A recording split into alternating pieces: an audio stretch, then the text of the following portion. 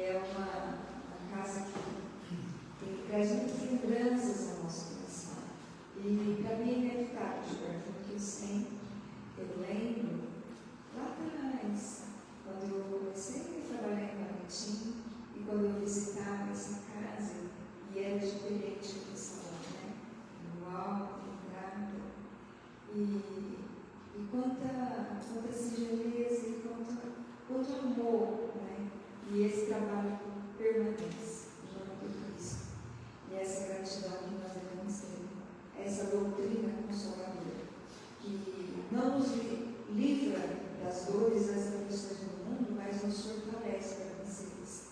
Nos traz confiança na fé, uma fé lúcida, na certeza de que nós estamos aqui na nossa maior oportunidade de aprendizado, que o Cristo nos ampara. Ele nos disse que onde houvessem 2 ou mais pessoas reunidas em seu nome, Ele também estaria presente.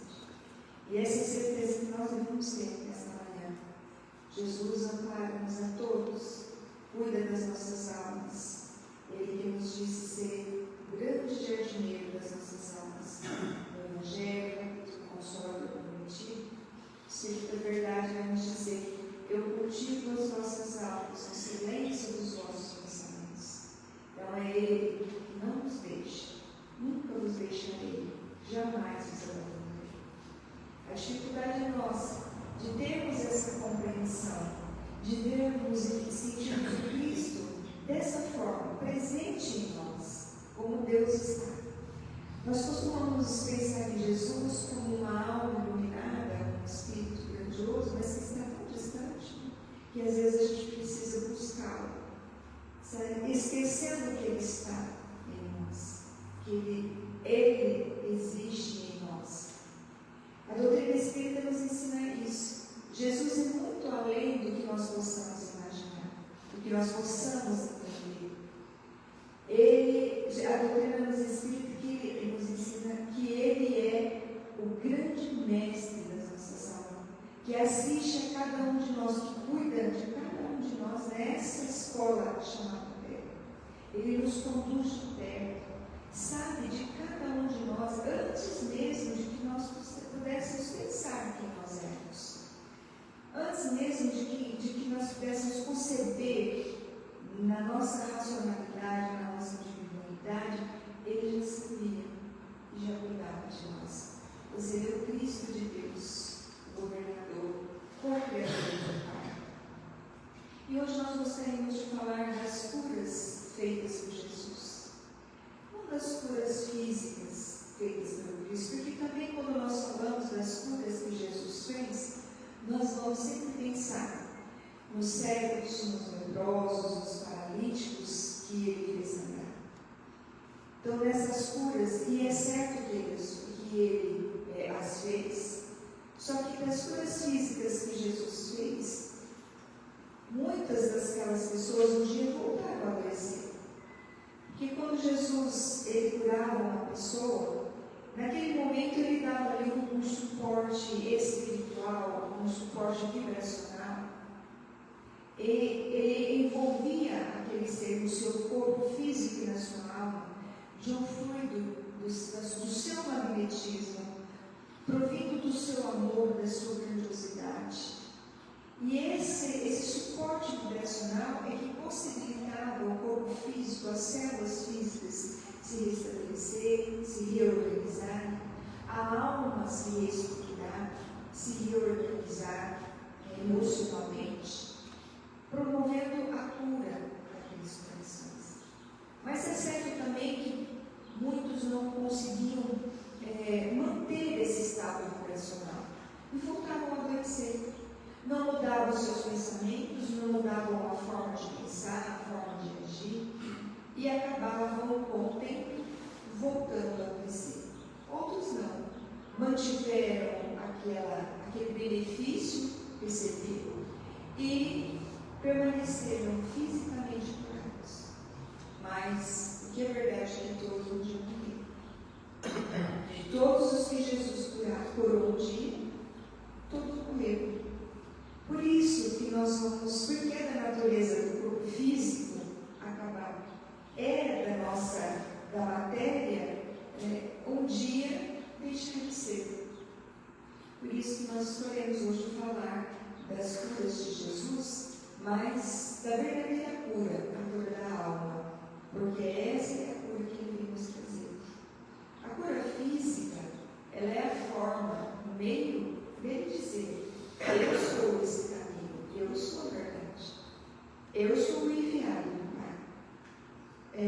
foi a maneira dele se manifestar. Mas o Cristo veio para nos curar, espiritualmente falando. Curar quem? O nosso ser real. Nós somos o corpo? Não, nós somos a alma. E é esse que o Evangelho de Jesus nos propõe. A cura da nossa alma. Então que a gente pode pensar assim, mas como é que a alma adoece? O corpo já sabe, né? Mas como é que a alma adoece? Como é que acontece? O que acontece para a alma adoecer? E para isso nós vamos buscar no livro Ação e Reação, o Espírito de André Luiz, através da psicografia de Chico Xavier. Ele tem nesse livro uma história, traz ali um capítulo, em que André Luiz está com o benfeitor Silas. E Silas vai fazer um atendimento a um rapaz, meia idade já, um rapaz de seus 40, 50 anos, novinho, né, gente? Uma criança. E esse rapaz, ele estava passando por um processo obsessivo. Havia dois espíritos que estavam obsediando aquele rapaz. E Silas, pela solicitação e intermédio de um coração amoroso, estava auxiliando aquele rapaz. E leva André Luiz para que ele pudesse aprender. E depois André Luiz nos ensinar. Então, Silas se aproxima daqueles dois, como que ele não, sem nenhuma forma de reprovação, de condenação, de crítica, ele se aproxima como um amigo, uma pessoa assim que é muito inexperiente e gostaria de aprender com ele. Vamos lá, esse jovem, por que eles obsediavam esse jovem? Eles obsediavam porque esse jovem havia herdado uma herança muito grande, herdado do seu pai, uma herança muito grande. Só que essa herança, o pai só a obteve porque ele assassinou os dois irmãos que ele tinha, para que ele pudesse ficar com tudo. E o jovem então herda e passa a ser alvo da obsessão desses dois filhos, que eram os seus dois tios, aquele que o pai cometeu o crime para poder ficar com toda a herança.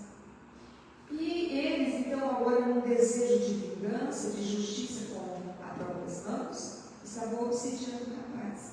E Silas, então, se aproxima com uma forma de querer aprender com ele como é que eles conseguiam dominar a mente daquele rapaz. E são vários encontros, o capítulo é lindo, e são vários encontros. E Silas, então, ali, sem nenhuma reprovação, sem nenhuma crítica a eles, colocando-se numa situação, numa condição humilde e de ignorância, eles se aproximam daqueles dois e perguntam, como é que eles tinham acesso, o que permitia a eles ter acesso à mente daquele rapaz, exercer o domínio sobre aquela mente, a partir do psiquismo dele, da sua condição vibracional, de encarnado, e como é que eles conseguiam manter? E foi o espírito de Leonel que respondeu. E ele deu um show, gente. Eu acho que nós espíritos que estamos há muitos anos estudando, não compreendemos esse mecanismo como ele nos ensina nesse livro.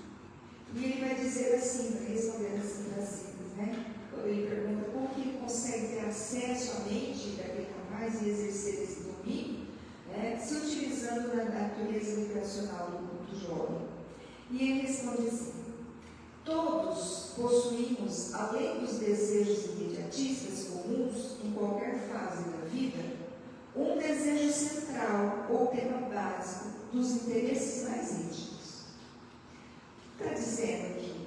Ele está dizendo que, além dos nossos desejos comuns, imediatistas, que do momento, então eu levanto, eu quero tomar um café, eu estou com fome, eu estou com sono, eu quero dormir, eu estou cansado, eu quero descansar, eu estou com vontade de comer alguma coisa, estou com vontade de fazer. Esses desejos imediatistas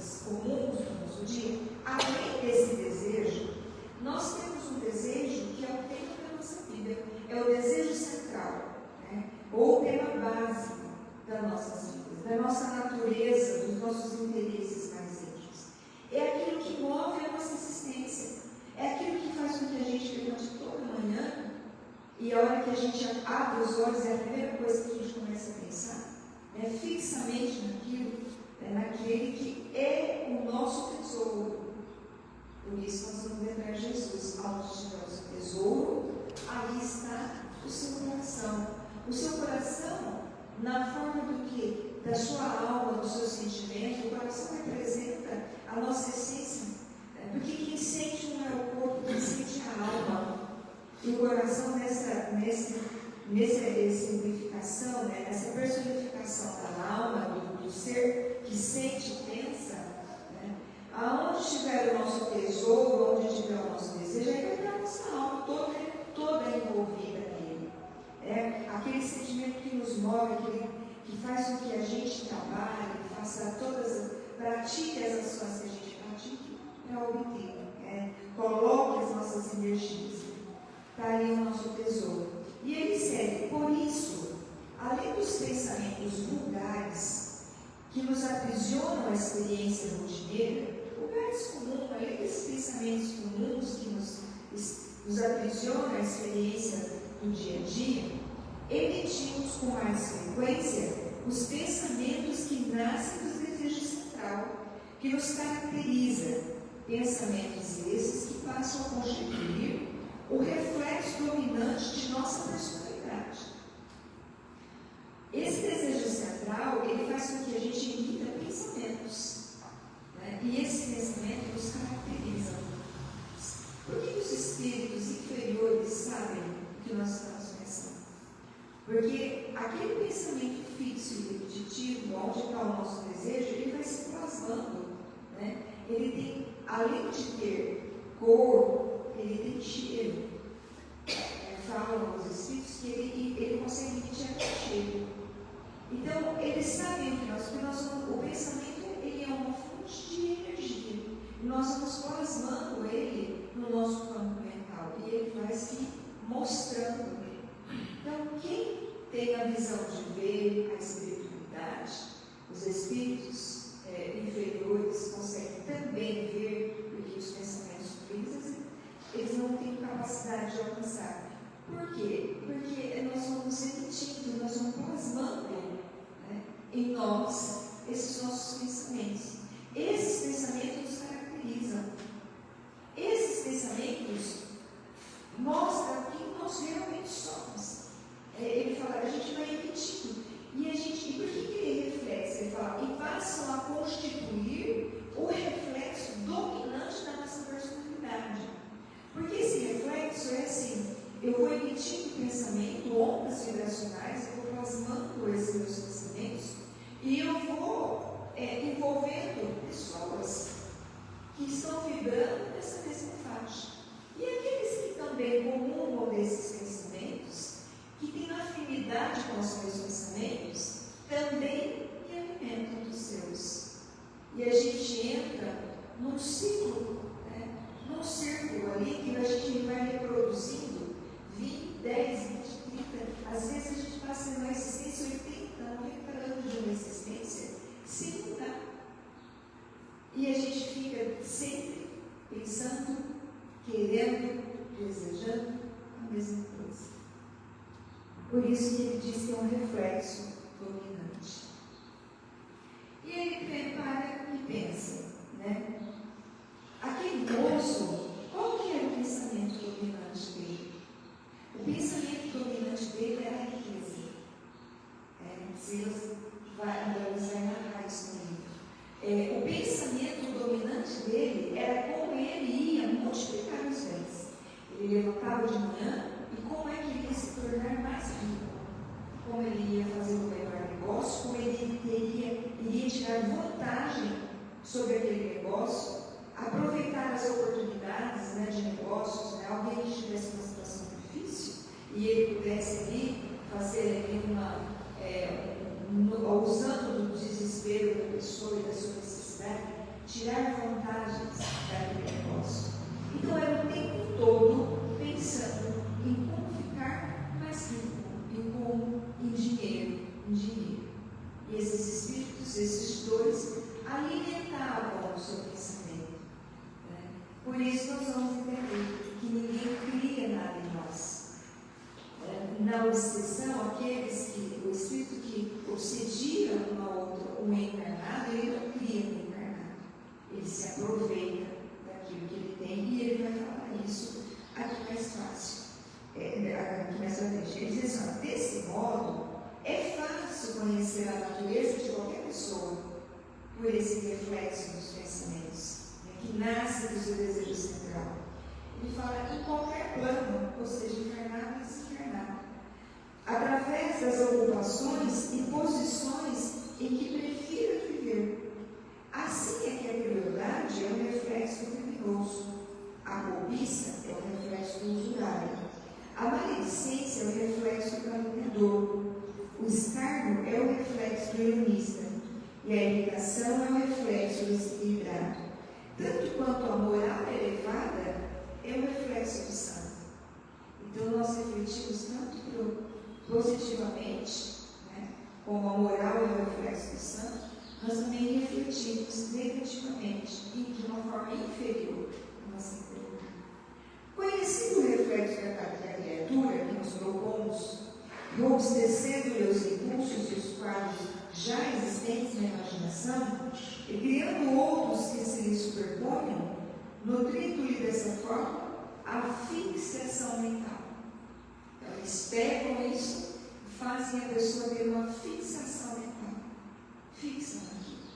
Se o desejo desse rapaz talvez fosse a vingança, nascida do ódio que ele tem por alguém, esses dois teriam pego essa fixação mental, esse desejo central dele, e feito desse desejo central uma fixação mental assim, odeio fulano. E ele fica o dia inteiro pensando, nossa, porque se eu encontrar, não, mas eu vou falar, se passar pelo caminho, eu vou fazer isso. E fica. Então, cuidado. Olha o cuidado que nós precisamos ter. O que é que está movendo os nossos pensamentos? Quais são os nossos desejos? Onde está o nosso tesouro? O que é que nós estamos fixos ali pensando? Então, porque essa fixação mental é que promove a obsessão. Eles se juntaram. Os dois entendiam o que é que ele queria e robusteceram esse pensamento, essa fixação, fazendo com que ele não fizesse mais nada ao seu redor. Ele esqueceu a família, ele esqueceu todo o entorno. Ele esqueceu que ele não é um corpo, ele é a alma. Ele esqueceu de cultivar os valores da sua alma. Então eles vão fazendo com que ele vá minando a oportunidade que ele está tendo de ter uma existência física de sucesso. Sucesso como? O seu sucesso espiritual, o seu crescimento moral, que é esse o maior objetivo da nossa existência física.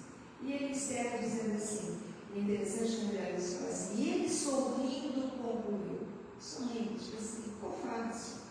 Cada um é tentado exteriormente pela tentação que alimenta esse próprio. Ninguém tem nada nisso. Nós é que damos esse alimento. A tentação é nossa. Eles somente vão criando. Aí a gente vai pensar, por que nós estamos falando disso? Né? A proposta não era nos falar das curas da alma em que Jesus promoveu, mas porque isso tem uma conexão direta com as doenças da nossa alma. Isso adoece a nossa alma. Porque esse desejo central, ele molda a nossa existência. Né? Ele determina as nossas energias construtivas ou destrutivas. E são essas energias que, em algum momento, se refletem até fisicamente, né? Trazendo-nos doenças emocionais, doenças mentais e doenças físicas, que são anos nessa fixação. Vai adoecendo, isso nos adoece. Então, aquilo que quando chega a refletir no corpo, porque a alma adoeceu há muito tempo. E como que é que nós vamos curar nossas almas? Como Jesus pode curar nossas almas? E aí nós vamos buscar um outro exemplo, também nas obras de Chico Xavier, no livro Boa Nova, ditado pelo espírito de Humberto de Campos. Um livro lindo também, um livro assim, leve, mas de uma profundidade moral tão grande, porque Humberto de Campos, o seu dom de escrever, de escritor que nas suas crônicas, parece que nos faz reviver aqueles encontros com Jesus. Ele vai narrando e parece que a gente vai sendo transportado. E quando a gente se percebe, a gente está lá num diálogo do Cristo com o apóstolo, com aqueles que procuram ele na multidão. E a passagem é a passagem de Bartolomeu. Bartolomeu era um pescador da cidade de Dalmanuta, e ele tinha uma vida, vamos dizer assim, muito estranha, né? Ele vivia numa família bastante conturbada. Seus irmãos, eles não tinham nenhuma afinidade com ele. O pai também, né?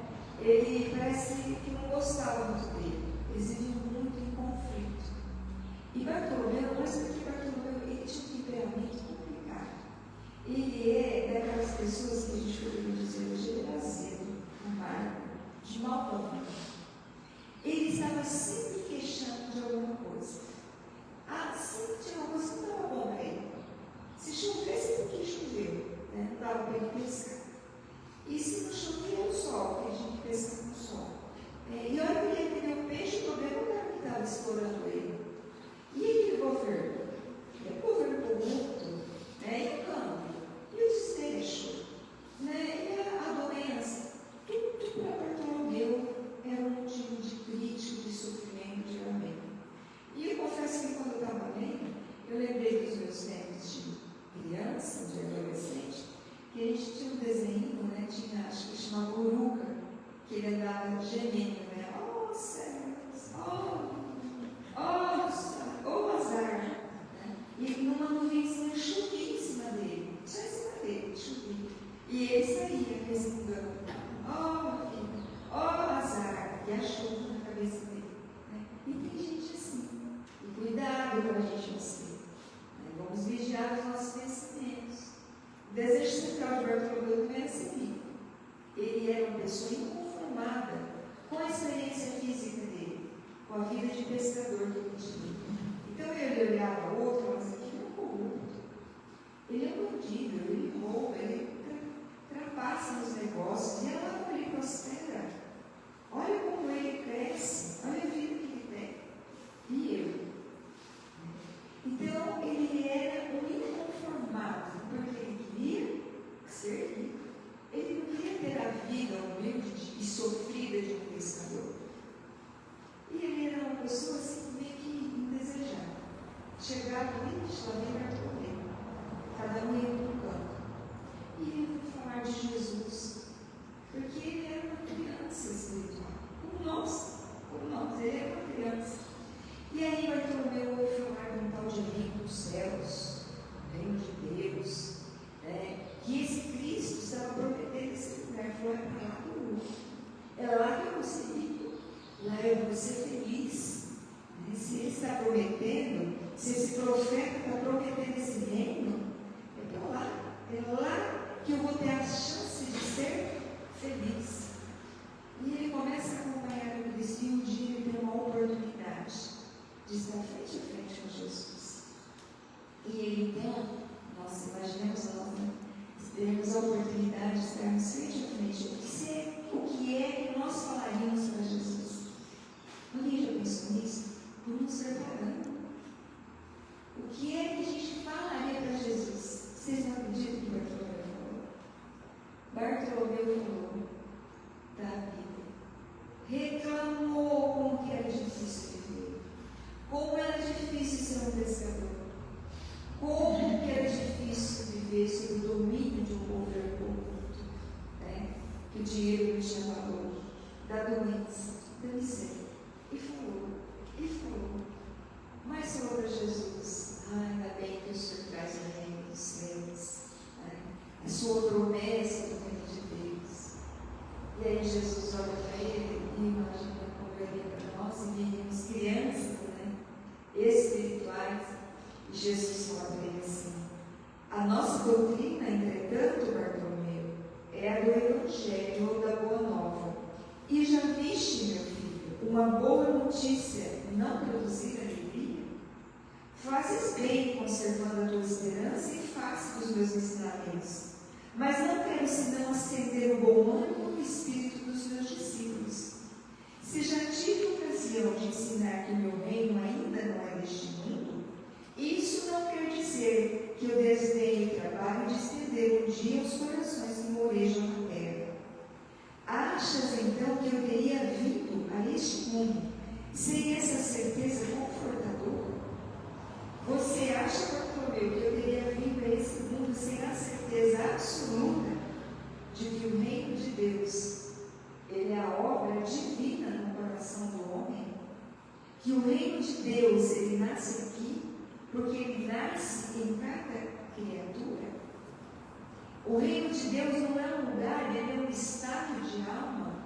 Eu não teria vindo a esse mundo se eu não tivesse a certeza absoluta que todos os corações que estão nesse mundo poderão viver esse reino, estando já aqui, ainda aqui. O Evangelho terá que florescer de si, primeiramente na alma das criaturas, antes de frutificar para o espírito dos povos. Nós somos evangelizadores, não de nações, de comunidades, nós somos evangelizadores de coração, começando do nosso coração. É o nosso coração que primeiro precisa ser evangelizado. O reino de Deus, primeiro que, mesmo diante da dor, Jesus estava dizendo isso para ele: olha o mundo através desse reino dos céus, dentro de você. Você vai ver que esse mundo é diferente. Mas mesmo falando isso, gente, ele continuou quando ele não entendeu o que ele comeu. E ele continuou. E Jesus disse assim: mas venho de meu Pai, cheio de fortaleza e confiança, e a minha mensagem há de proporcionar grande júbilo a quantos a receberem de coração. Jesus vem dizendo: venho do meu Pai, cheio de confiança, e a minha mensagem ela há de proporcionar grande júbilo no coração daqueles que a recebem. Então, se o nosso coração não está cheio de júbilo diante do Evangelho de Jesus, é porque ainda não recebemos como merecer. Porque essa força que Jesus está dizendo. Olha, Bartolomeu, o mundo sob um outro prisma. Olha o mundo sob o prisma desse reino. O prisma dessa boa nova, dessa boa notícia que eu trago. Veja o mundo. O nosso amigo falou aqui da gratidão, né? Da gente ser grato àqueles que nos antecederam. Gente, eu sempre penso nisso. Eu penso lá quando a minha avó contava de que ela veio da Itália. O meu pai só conta que ele veio, acho que eles nasceram, germinaram na Bahia, né? Saíram de lá, naquela dor, naquela dificuldade, sobre nome de animal, a pé, passando fome, construindo uma tapelinha de folha, dormia, tinha que ficar acordado porque a onça estava no torno, podia comer as criancinhas que estavam ali. O que eles passaram? O que eles viveram para que a gente estivesse aqui hoje, agora, sentados, falando de Jesus, à luz da doutrina espírita? O que Kardec não fez? O que essas almas não fizeram? E o que o Cristo não fez para vir trazer esse reino dos céus, o reino de Deus para nós? Nós vamos ser gratos, que às vezes a gente espera estar bem, feliz, para ser grato. É o contrário. A felicidade nasce da gratidão que nós temos. É sermos gratos em tudo, diz Paulo. Em tudo dai graças. Mas como eu posso ter graça? Ter graça, estar feliz se eu adoecer e descobrir que tenho diagnóstico de uma doença curável, por exemplo? Como eu posso ser grato? Mas eu posso ser grato que nessa experiência que eu vou passar, que eu estou passando, eu tenho condições de ter um medicamento, eu tenho uma rede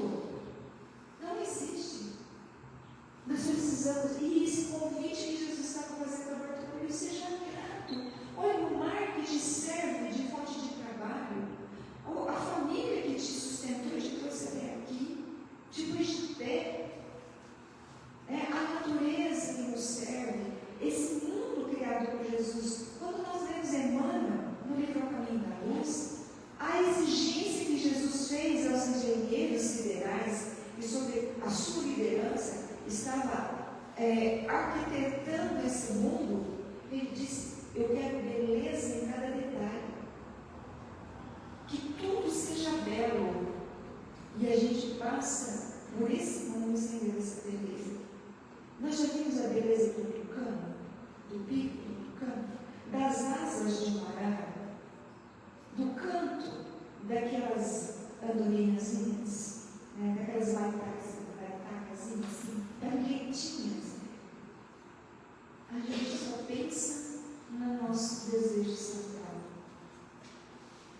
E aí, depois de Bartolomeu continuar toda essa lamúria dele, que Jesus foi falando, e aí a ficha dele foi caindo, e ele falou assim: nossa Senhor, mas o seu evangelho, a sua mensagem, ele exige de nós uma fortaleza permanente, quer dizer, em tudo dai graças, ele exige uma fortaleza permanente.